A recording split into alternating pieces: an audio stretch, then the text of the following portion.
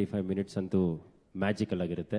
So ಎಲ್ಲರೂ ಸಹ 24th premiere show ಇಂದ 25th ನಾರ್ಮಲ್ ಶೋ ಸ್ಟಾರ್ಟ್ ಆಗುತ್ತೆ. ಎಲ್ಲರೂ ಥಿಯೇಟ್ರಿಗೆ ಬಂದು ದಯಮಾಡಿ ಈ ಸಿನಿಮಾನ ನೋಡಿ ಎಲ್ಲರೂ ಹಾರೈಸಿ. Thank you.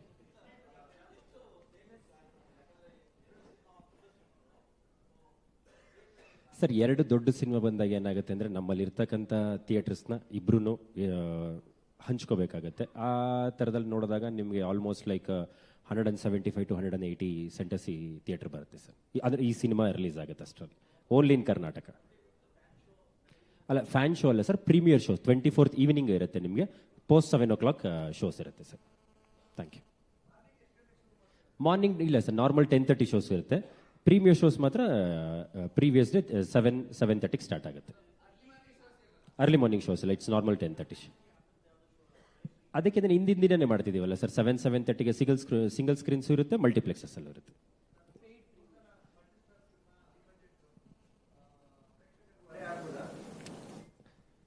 ಅಂದರೆ ಸರ್ ಟಿಕೆಟ್ ಏನು ಅದರಲ್ಲಿ ಪ್ರೈಸಸ್ ಏನು ತುಂಬ ಎಕ್ಸ್ಪೆನ್ಸಿವ್ ಏನು ಇಡ್ತಲ್ಲ ಸರ್. ಪ್ರೀಮಿಯರ್ ಶೋಸ್ ಮಾತ್ರ ಒಂದು 25-30% ಜಾಸ್ತಿ ಇರುತ್ತೆ. ಮಿಕ್ಕಿದ್ದೆಲ್ಲ it will be quite nominal ಆಗಿ ಇರುತ್ತೆ ಸರ್ ಪ್ರೈಸಸ್ ಎಲ್ಲ. ಅದು ಅಂದರೆ ನೀವು ಹೇಳ್ತೀರಿ 2 ಸಿನಿಮಾ ಇರುತ್ತೆ ಅಂತ, 2 ಸಿನಿಮಾನ ನೋಡಲಿ, ಮಾರ್ಕ್ ಸಹ ನೋಡಲಿ, ಇದನ್ನು ನೋಡಲಿ.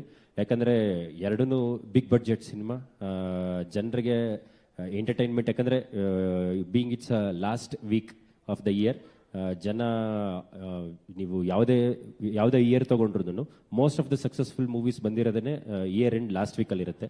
ಸೊ ಜನನು ಸ್ಪೆಂಡಿಂಗ್ ಮೋಡಲ್ ಇರ್ತಾರೆ, ಅಂತಂದ್ರೆ ಏನಂದ್ರೆ ಒಂದು ಹಾಲಿಡೇ ಮೋಡಲ್ ಇರ್ತಾರೆ. ಸೊ ಐ ಹೋಪ್ 2 ಸಿನಿಮಾ ಬರ್ತಿರೋದು ಅಷ್ಟೇನು ತೊಂದರೆ ಆಗಲ್ಲ ಸರ್.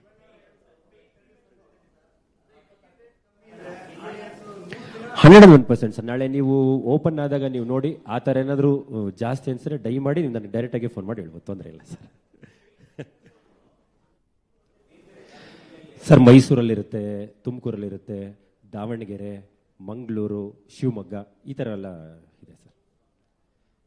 ಶೋಸ್ ಬಂದು ನಿಮಗೊಂದು 35 to 40 ಶೋಸ್ ಇರುತ್ತೆ sir. Thank you. Thank you so much Supreet sir. Thank you so much. ಮತ್ತೊಮ್ಮೆ ಚಪ್ಪಾಳೆ ದಯವಿಟ್ಟು KVN ಸುಪ್ರೀತ್ ಸರ್ಗೆ. ಇದೀಗ ಟ್ರೈಲರಲ್ಲಿ ನೋಡ್ತಾ ಇದ್ವಿ, ಚಿಕನ್ನು ಮಟನ್ನು ಹಲಾಲ್ ಮಾಡ್ಕೊಂಡು ಎಲ್ಲ ಕಡೆ ಅಲ್ಲೋಲ ಕಲ್ಲೋಲ ಮಾಡಿರುವಂತಹ ನಮ್ಮ ನಟರನ್ನ ಕರೆಯುವಂತಹ ಸಮಯ. Please put your hands together to Pramod Shetty sir on stage please. Pramod sir, ಎಲ್ಲಿ ನಿಮ್ಮ weapon? Heartly welcome sir. Yes, ಎಲ್ರಿಗೂ ನಮಸ್ಕಾರ. ಮೊನ್ನೆ ಜೋರಾಗಿ ಮಾತಾಡಿದಕ್ಕೆ ಬೈದಿದ್ದಾರೆ, ಅದಕ್ಕೆ ನಿಧಾನಕ್ಕೆ ಮಾತಾಡಿದೆ. ಆ್ಯಕ್ಚುಲಿ ಈ ಸಿನಿಮಾ ಆಕ್ಸಿಡೆಂಟಲಿ, ನಾನು ಮೊನ್ನೆನೂ ಹೇಳ್ದಂಗೆ ಆಕ್ಸಿಡೆಂಟಲಿ ನನಗೆ ಆಫರ್ ಬಂದಂಥ ಸಿನಿಮಾ. ಆ್ಯಂಡ್ ಮೋಸ್ಟ್ಲಿ ಗೊತ್ತಿಲ್ಲ, ಅಣ್ಣವ್ರ ಆಶೀರ್ವಾದ, ಶಿವಣ್ಣನ ಜೊತೆ ಒಂದು ಸಿನಿಮಾ ಆಗಬೇಕು ಅಂತಿತ್ತೇನೋ ಹಣೆ ಬರದಲ್ಲಿ ಬಂದಿದ್ದೀನಿ, ಮಾಡಿದ್ದೀನಿ. First Arjun Janya sir phone ಮಾಡಿ, ಪ್ರಮೋದ್ ಶೆಟ್ರೆ ಈ ಥರದ್ದು ಒಂದು ಕ್ಯಾರೆಕ್ಟರ್ ಇದೆ, ನೀವು ಮಾಡಬೇಕು ಅಂತ ಹೇಳಿದಾಗ, ಅವ್ರ ಸಿನಿಮಾ ಕತೆ ಹೇಳೋದಕ್ಕಿಂತ ಇದರಲ್ಲಿ ರಾಜ್ ಬಿ ಶೆಟ್ಟಿ ಆ್ಯಕ್ಟ್ ಮಾಡ್ತಿದ್ದಾರೆ, ಉಪ್ಪಿ ಸರ್ ಆ್ಯಕ್ಟ್ ಮಾಡ್ತಿದ್ದಾರೆ, ಶಿವಣ್ಣ ಆ್ಯಕ್ಟ್ ಮಾಡ್ತಿದ್ದಾರೆ, ಮಾಡ್ತೀನಿ ಸರ್ ಅಂದೆ. ಕತೆ ಗೀತೆ ಏನೂ ಕೇಳಲಿಲ್ಲ, ಮಾಡ್ತೀನಿ ಸರ್ ಅಂದೆ. ಬಟ್ ಒಂದು ಮಾತು ನಾನು ಹೇಳಲೇಬೇಕು ಈ ಸಿನಿಮಾ ಬಗ್ಗೆ. ಯಾಕೆಂದರೆ ತುಂಬ ನಾವು ಬೇರೆ ಬೇರೆ ಇಂಡಸ್ಟ್ರಿಗೆ ಹೋದಾಗ, ಈಗ ತಮಿಳು, ಮಲಯಾಳಮು, ಬೇರೆ ಬೇರೆ ಲ್ಯಾಂಗ್ವೇಜ್ ಮಾಡ್ತಾ ಇರ್ಬೇಕಾದ್ರೆ ಅವರ ಆ ಡೈರೆಕ್ಟ್ರು ಅಥವಾ ಅವ್ರ ಡೈರೆಕ್ಷನ್ ಟೀಮ್ದು ಒಂದು ಪ್ರೊಫೆಷ್ನಲ್ ಅಪ್ರೋಚ್ ಇರುತ್ತೆ ಟುವರ್ಡ್ಸ್ ಆರ್ಟಿಸ್ಟ್. ಅವ್ರು ಏನು ಮಾಡಬೇಕು, ಏನು ಹೇಳಬೇಕು, ಎಷ್ಟೊತ್ತಿಗೆ ಬರಬೇಕು, ಎಷ್ಟೊತ್ತಿಗೆ ರೆಡಿ ಆಗಬೇಕು, ಈ ಥರದ್ದೊಂದು ಪ್ರೊಫೆಷ್ನಲಿಸಮು ನಮ್ಮ ಇಂಡಸ್ಟ್ರಿಲಿ ಇಲ್ಲ ಅಂತ ತುಂಬ ಜನ ಮಾತಾಡ್ತಿದ್ರು. ನನಗೇನು ಅನಿಸಿರಲಿಲ್ಲ, ಅಂದರೆ ತುಂಬ ದೊಡ್ಡದಾಗಿ ಅನಿಸಿರಲಿಲ್ಲ. ಇತ್ತೀಚೆಗೆ ಬರ್ತಿರೋ ಎಲ್ಲ ಟೀಮ್ಗಳು ಕೂಡ ಅಷ್ಟೇ ಪ್ರಿಪೇರ್ ಆಗಿ ಬರ್ತಿದ್ದಾರೆ. ಬಟ್ ಈ ಅರ್ಜುನ್ ಸರ್ದು ಒಂದು ಹೆಜ್ಜೆ ಮುಂದೆ ಇದ್ರು. ಅವರು ಅಷ್ಟನ್ನು ಆನಿಮೇಷನ್ ಮಾಡಿಕೊಂಡು ನಮ್ಮ ಕ್ಯಾರೆಕ್ಟರ್ ಹೆಂಗೆ ಬಿಹೇವ್ ಮಾಡತ್ತೆ, ಹೆಂಗೆ ಮಾತಾಡತ್ತೆ, ಅಂದರೆ ಎಲ್ಲಿಗೆ ಓಡಾಡತ್ತೆ, ಏನು ಶಾರ್ಟ್ಸ್ ಇಡ್ತಾರೆ ಸತ್ಯ ಸರ್ ಅಂತ, ಅವರಿಬ್ರು ಮುಂಚೆನೆ ಕೂತ ಅದಷ್ಟನ್ನು ಆನಿಮೇಷನ್ ಮಾಡಿಕೊಂಡು ಅವ್ರು ತೊಗೊಂಬಂದು ಪ್ರೆಸೆಂಟ್ ಮಾಡಿದ್ದಿತ್ತು. ಗಾಬರಿ ಆಗೋದೆ ನಾನು, ಸರ್ ಇದನ್ನು ಮುಂಚೆನೆ ಮಾಡಿ ಇಟ್ಕೊಂಡಿದ್ದಾರೆ, ಫುಲ್ ಸಿನಿಮಾ ಇದೆ ಪ್ರಮೋದ್ ಅಂದರು. I was literally shocked. ಅಂದರೆ ಈ ಥರದ ಪ್ರೊಫೆಷ್ನಲಿಸಮನ್ನು ಇಟ್ಕೊಂಡು ಬಂದಾಗ ಸಿನಿಮಾನ ರಮೇಶ್ ಸರ್ ಖರ್ಚು ಮಾಡಿದ್ದಕ್ಕೆ ಯಾವುದೇ ಅನ್ಯಾಯ ಇಲ್ಲ ಅಂತ ಹೇಳ್ತೀನಿ. ಅದರ 10% ಸರ್, ನೀವೇನೋ 3% ಜಾಸ್ತಿ ಆಯಿತು ಅಂದ್ರೆ ಬಡ್ಜೆಟ್ಟು 100% ವಾಪಸ್ ಬರಲಿ ಸರ್. ಯಾಕಂದರೆ ಆ ಪ್ರೊಫೆಷ್ನಲಿಸಮ್ಗೆ ನಾವು ಕೊಡಬೇಕಾದಂಥ ಒಂದು ರೆಸ್ಪೆಕ್ಟ್ ಅದು. ಸಿನಿಮಾ ಅನ್ನೋದು ಯಾವತ್ತೂ ಪ್ಯಾಷನ್ ಆಗಿರುತ್ತೆ, ಒಬ್ಬನ ಕನಸಾಗಿರುತ್ತೆ. ಆ ಒಬ್ಬನ ಕನಸಿಗೆ ಸುಮಾರು ಜನ ಜೊತೆ ಆಗ್ತಾರೆ. ಅವ್ರು ಹೇಳ್ದಂಗೆ 3 ವರ್ಷದಿಂದ ಹಗಲು ರಾತ್ರಿ ಕಷ್ಟಪಟ್ಟು ನಿದ್ದೆ ಬಿಟ್ಟು ಕೆಲಸ ಮಾಡಿದವ್ರು ಇವತ್ತು ಚೆನ್ನೈಯಲ್ಲಿ ಇದ್ದಾರೆ. ನಾವೆಲ್ಲ ಇಲ್ಲಿ ಕೂತ್ಕೊಂಡು ನಿಂತ್ಕೊಂಡು ಮಾತಾಡ್ತಾ ಇದ್ದೀವಿ. ಸೊ ನನಗಂತೂ ಎಸ್ಪೆಷಲಿ ನಾನು ಮಾಡಿರೋದೇ ಸ್ವಲ್ಪ ದಿನಗಳ ಕೆಲಸ, ಬಟ್ ನನಗೆ ಹೆಚ್ಚಿಗೆ ಮಾತಾಡೋಕ್ಕೂ ಯೋಗ್ಯತೆ ಇಲ್ಲ ಇದ್ರ ಬಗ್ಗೆ. ಅಷ್ಟು ಅದ್ಭುತವಾಗಿದೆ ಟ್ರೈಲರ್. ಮೊನ್ನೆ ನೋಡಿದಾಗ ನಾನು ಅವ್ರಿಗೆ ಅರ್ಜುನ್ ಸರ್ಗೆ ಅದನ್ನೇ ಹೇಳಿದೆ, ಸರ್ ನಾನು ಕನಸಲ್ಲೂ ಅನ್ಕೊಂಡಿರಲಿಲ್ಲ ಈ ಥರ ಇರುತ್ತೆ ಟ್ರೈಲರು ಅಂತ. ಯಾಕಂದ್ರೆ ನನ್ನ ಎಕ್ಸ್ಪೆಕ್ಟೇಷನ್ನು ಇಲ್ಲ ಈ ಥರ ಇರುತ್ತೆ ಸಿನಿಮಾ ಅಂತ. ಅವರು ತುಂಬ ಬ್ರೀಫ್ ಆಗಿ ಹೇಳಿದರು ಕ್ಯಾರೆಕ್ಟರ್ಗಳನ್ನ, ಉಪ್ಪಿ ಸರ್ದು, ಶಿವಣ್ಣಂದು, ರಾಜ್ದು ಎಲ್ಲ. ಆ್ಯಂಡ್ ಅವ್ರಿಗೆ ಭಾಳ ಸರ್ಪ್ರೈಸ್ ಆಗಿದ್ದು. ಆ್ಯಂಡ್ ನಿಮಗೂ ಮೋಸ್ಟ್ಲಿ ಸುಮಾರಷ್ಟು ಜನರಿಗೆ ಸರ್ಪ್ರೈಸ್ ಆಗುತ್ತೆ ಅನ್ಸುತ್ತೆ. ಎಲ್ಲರೂ ಅನ್ಕೊಂಡ್ಬಿಟ್ಟಿದ್ದಾರೆ ನಾನು ಕುಂದಾಪುರದಿಂದ ಬಂದಿದ್ದೀನಿ, ಸೊ ನನ್ನ ಲ್ಯಾಂಗ್ವೇಜು ಅದೇ ಥರ ಇರುತ್ತೆ ಅಂತ. ನಾನು ಸುಮಾರು ಜನಕ್ಕೆ ಹೇಳ್ತಾ ಇರ್ತೀನಿ, ಇಲ್ಲ ನಾನು ಓದಿದ್ದು ಬೆಳೆದಿದ್ದು ಎಲ್ಲ ಬೆಂಗಳೂರು ಅಂತ. ಹಾಗೆ ನನ್ನ ಹತ್ರ ಸುಮಾರು ಜನ ಮುಸ್ಲಿಂ ಫ್ರೆಂಡ್ಸು ಇದ್ದಾರೆ ನನಗೆ. ಸೊ ಅವ್ರ ಜೊತೆ ತಮಾಷೆಯಾಗಿ ಮಾತಾಡಿದ್ದು ಒಂದು ಸ್ಲ್ಯಾಂಗ್ ಏನಿತ್ತು ಅದು ನನಗೊಂದು ಸಿನಿಮಾದಲ್ಲಿ ಉಪಯೋಗಕ್ಕೆ ಬಂದಿದೆ ಅಂದರೆ ಅದು ಈ ಸಿನಿಮಾದಲ್ಲಿ. ಸೊ ಭಾಳ ಖುಷಿ ಪಟ್ಟರು ಅರ್ಜುನ್ ಸರ್. ನೀವು ಹೆಂಗೆ ಶೆಟ್ರೆ ಇಷ್ಟು ಚೆನ್ನಾಗಿ ಉರ್ದು ಗಿರ್ದು ಎಲ್ಲ ಮಿಕ್ಸ್ ಮಾಡ್ಕೊಂಡು ಮಾತಾಡ್ತೀರಾ ಅಂತ. ಸೊ ಆ ಪ್ಲಸ್ ಪಾಯಿಂಟ್ ಈ ಸಿನಿಮಾದಲ್ಲಿದೆ. ಇದೊಂದೇ ಗುಟ್ಟು ನಾನು ಬಿಟ್ಕೊಡೋಕ್ಕೆ ಸಾಧ್ಯ. ಇನ್ನೇನೇ ಬಿಟ್ಕೊಟ್ರು ಪಾಪ ಅವ್ರು 3 ವರ್ಷದ ಶ್ರಮ ಹಾಳಾಗುತ್ತೆ. So thank you so much ನನಗೊಂದು ಆಪರ್ಚುನಿಟಿ ಕೊಟ್ಟಿದ್ದಕ್ಕೆ. ಅರ್ಜುನ್ ಸರ್ಗೆ ಥ್ಯಾಂಕ್ಸ್, ರಮೇಶ್ ಸರ್ಗೆ thanks, Shivanna thank you so much, Uppi sir it was great. And ಶಿವಣ್ಣನ ಬಗ್ಗೆ ಹೇಳ್ಬೇಕು, ಫಸ್ಟ್ ಡೇ ಅವ್ರ ಜೊತೆ ಶೂಟನ್ನು ಒಂದು ಬಾರಲ್ಲೆಲ್ಲೋ ಶೂಟ್ ಮಾಡ್ತಾ ಇದ್ವಿ, ಬಾರ್ ಸೀನಲ್ಲಿ.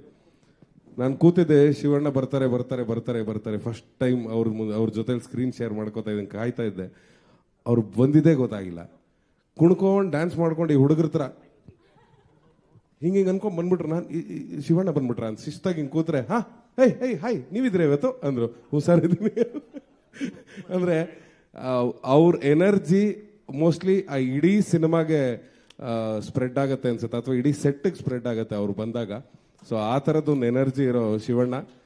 ಇನ್ನೂ ಹಲವಾರು ಸಿನಿಮಾ ನಿಮ್ಮ ಜೊತೆ ಮಾಡಬೇಕು ಅಂತ ಆಸೆ ಇದೆ Shivanna. Thank you so much. And obviously ನಮ್ಮ ಬಾಸ್, ನಾವು ಯಾವಾಗಲೂ ಹೇಳ್ತಾ ಇರ್ತೀವಿ, ಅವ್ರು ಮುಂದೆ ಅವ್ರು ತೋರಿಸ್ಕೊಟ್ಟ ಹಾದಿಯಲ್ಲಿ ನಾವೆಲ್ಲರೂ ಹಿಂದ್ಗಡೆ ಬಂದಿರೋದು. ರಿಷಬ್ ಆಗಿರ್ಬೋದು, ರಕ್ಷಿತ್ ಆಗಿರ್ಬೋದು, ರಾಜ್ ಆಗಿರ್ಬೋದು, ಈಗ ನಾನಾಗಿರ್ಬೋದು, ಉಪ್ಪಿ ಸರ್ ಹಾಕ್ಕೊಟ್ರ ಹಾದಿಯಲ್ಲೇ ಬರ್ತಾ ಇರೋದು. ಅವರು ಡೈರೆಕ್ಷನಿನ ಸಿನಿಮಾಗಳು, ಅವ್ರು ಹೇಳ್ತಾ ಇದ್ದಂಥ ಡೈಲಾಗ್ಗಳನ್ನ ಕೇಳ್ಕೊಂಡು ಬಂದಂಥವ್ರು. ಸೊ ಆಬ್ವಿಯಸ್ಲಿ ಅವರು ದ್ರೋಣಾಚಾರ್ಯರು ಆಗೇ ಇರ್ತಾರೆ, ನಾವು ಏಕಲವ್ಯ ಆಗೇ ಇರ್ತೀವಿ ಸಾಯೋ ತನಕ. ಅದು ನಮ್ಮ ಜರ್ನಿ ಹಾಗೆ ಇರುತ್ತೆ. ಆ್ಯಂಡ್ ರಾಜ್, ಈಗ ನಿನ್ನ ಬಗ್ಗೆ ಮಾತಾಡಲೇಬೇಕು. ಮೊನ್ನೆ ಮಾತಾಡಲಿಲ್ಲ ನಾನು, ಅಂದರೆ ನನ್ನ ಫ್ರೆಂಡ್ ಅಲ್ಲ, ಜಾಸ್ತಿ ಯಾಕೆ ಮಾತಾಡೋದು ಅಂತ. ಆಮೇಲೆ ಮಾಧ್ಯಮದಲ್ಲಿ ನೋಡಿದ್ಮೇಲೆ ಗೊತ್ತಾಯ್ತು, ಈ ಸಿಕ್ಕಾಪಟ್ಟೆ ಬಿರುಕಾಗ್ಬಿಟ್ಟಿದೆಯಲ್ಲ ಇದು ಅಂತ. ಇಷ್ಟೊಂದು ಬಿರುಕು ಯಾವಾಗ ಬಂತು ಅಂತ ಸುಮಾರು ಜನ ಫೋನ್ ಮಾಡಿ ಕೇಳಿದ್ರು. ಹೌದಾ ಅಂತ. ಹೌದು, ಏನೀಗ ಅಂದೆ ನಾನು. ಅಂದರೆ ನಿಮಗೆ ಯಾಕೆ ಬಿಟ್ಟಾಕಿ ಅಂತ. ನಾವು ಆರಾಮಾಗೇ ಇದ್ದೀವಿ, ನೀವು ಯಾಕೆ ಜಗಳ ಮಾಡ್ಕೋತಾ ಇದ್ದೀರಾ ಅಂತ. ಸೊ ರಾಜ್ ಆ್ಯಸ್ ಯೂಶುವಲ್ ಅವನು ಬೇರೆ ಬೇರೆ ಭಾಷೆಗಳಲ್ಲಿ ಅವನ ಸಿನಿಮಾಗಳು ಬರ್ತಾ ಇದ್ದಾಗಲೇ ಎಲ್ರಿಗೂ ಗೊತ್ತಾಗುತ್ತೆ ಅಂದರೆ ಅವನು ಎಷ್ಟು ಅದ್ಭುತ ನಟ. ನನಗೆ ಉತ್ಪ್ರೇಕ್ಷೆ ಆಗುತ್ತೆ. ನನಗೆ ಅವನ ನಟನೆಗಿಂತ 1 ಮಾರ್ಕ್ ಜಾಸ್ತಿ ನಾನು ಅವನ ಬರವಣಿಗೆ ಕೊಡ್ತೀನಿ. ನಾನು ಅವನ biggest fan for his writing. ತುಂಬ ಅದ್ಭುತವಾಗಿ ಬರೀತಾರೆ. ಆ್ಯಂಡ್ ನಮ್ಮ ಥರ ಗಂಟೆಗಟ್ಟಲೆ ತೊಗೊಂಡು ಬರೆಯಲ್ಲ.